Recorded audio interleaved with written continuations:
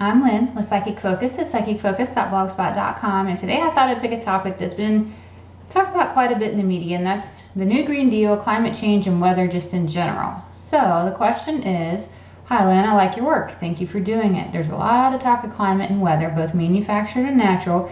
As Alexandria Ocasio-Cortez talks, she expresses that our planet's in dire straits and major changes need to happen. She feels if we don't do drastic things, our lives are going to change for the worse and our planet will not be able to come back. This honestly sounds extreme and completely ridiculous. What are your thoughts on this New Green Deal? And there's a link that goes directly to a more detailed outline of her New Green Deal and the things that she's proposing that she feels will be beneficial or necessary in order for preservation of our planet. So I'll let you read that and determine what your thoughts are from there. And so when I thought about the planet, I see the greatest threat being our social and political structure versus climate and weather. I mean, weather's always a concern, but it looks as though the battle's going on amongst us, the battle's going on with politics, all the social upheaval. That is truly the great threat. It is not cow farts and planes and trains and all these other things. Maybe there's some very minute part to that, but that is not what I saw being the big thing that we need to worry about being our demise. And I kept seeing references to Atlas Shrugged, which any of you that have read it have understood the social dynamic in which, you know, the doers basically decide they're going to quit doing. They're going to quit just contributing to have all their work taken. They've lost their motivation to contribute to society because there's no reward. And I feel like that's where we're headed through different socialist agendas that different organizations want to put in place, and you know, taxing certain people and all of these kind of things. Certain maybe restrictions or guidelines are necessary for a society to be cohesive and exist, but you can get to a point where too much is done and then it becomes destructive. And I see that it's on that destructive pinnacle right now, depending on what way they choose to go with how they choose to govern. So that looks like the real threat, and that looks like the thing that really needs to be addressed and thought more about versus the climate aspect. Look at the social and political things that are going on, because that's by far more of a detriment to where I see our society going. And you know, there is some climate stuff going on, but it has nothing to do with any of the things that I see that she's outlined, and has to do with our sister sun and that attached solar system infiltrating near our solar system and tugging at the magnetosphere and shifting true north. That's the real concern, and nothing she's outlined is going to prevent that from happening. You have to deal with it. You have to have a good defense to it. You have to pre-plan, think about things.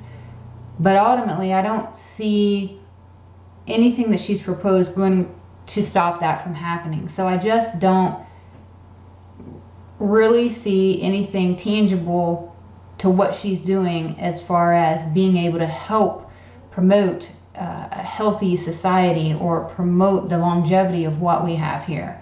And that's what I got regarding her and the Green Deal. It just feels very naive and very small scope compared to the grand vastness of what's happening.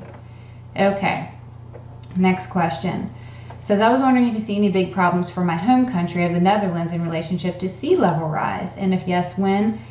And will we be able to build our way out of trouble with our famous dams and dikes? According to some climate change scenarios, the water might rise more than 20 meters, at which point dikes and dams aren't likely to solve or be a solution anymore. And I did get that this region is very far ahead of the game, and sea levels look to be rising some, but I don't see it happening fast enough that people in the Netherlands can't mitigate it or that they need to really worry about it. This isn't a change that's going to happen overnight. It's not like one day they're going to wake up and sea level is going to be 20, 30, 40 feet higher. I just do not see it happening like that.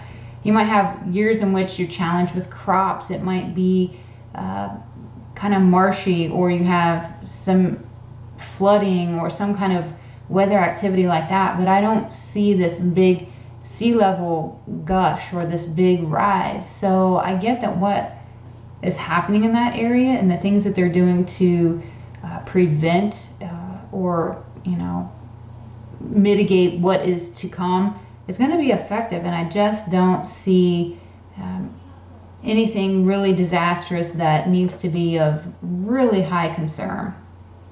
All right, and then the person said, while you're at it, do you see other low-lying places like Florida and Manhattan and Shanghai? Is there a reason for worry there? Because they're also pretty low in comparison to sea level. And when I looked around the world, I do see low-lying areas like the ones that they mentioned in the question. And I do see some elements of flooding and fresh water getting contaminated with seawater at times. And it looks to be more because of hurricanes and tropical storms and not a sea level rise. I do see the coastlines being consumed, but they don't look to come inland enough to drastically devastate cities. So there is going to be some of that related to weather, storms, some shifting of true north as I mentioned above, but it's not this massive sea level rise that people have fear of. I don't see it happening overnight. It is a very, very slow process. It may be consistent process, but slow, and slow enough that people can work with what's happening as it's happening. And that was all I have for this reading. I hope you liked it. Please feel free to leave a comment, like me, share me, all those wonderful things. I really appreciate it, and it really helps me out. And again, I'm Lynn with Psychic Focus at psychicfocus.blogspot.com. Thank you. Bye.